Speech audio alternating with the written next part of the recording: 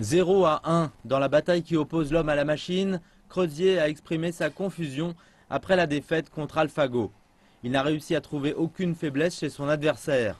Le développeur d'AlphaGo en revanche était moins surpris. Il dit que sa compagnie a mis pareil à cette compétition.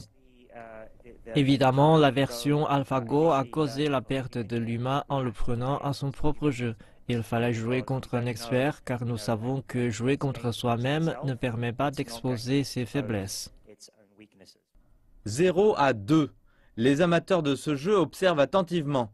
Crozier se gratte la tête quand il pense à la prochaine étape. Face à son adversaire, un programme créé par l'humain peut-il gagner? Comparé à l'an dernier, la compréhension par AlphaGo du jeu a beaucoup progressé. L'an dernier, il a joué d'une façon très humaine, mais cette fois, c'est comme si c'était un dieu du Go.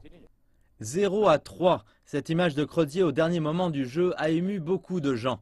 Et l'appréciation des experts sur le jeu d'AlphaGo a changé. Nie Weiping est l'un des plus grands joueurs de Go. Il officiait comme juge et commentateur. Au début, il appelait AlphaGo Alpha Chien, jouant sur le mot Go en chinois qui signifie chien. Mais plus tard, le formidable rival a acquis le titre de Maître Alpha.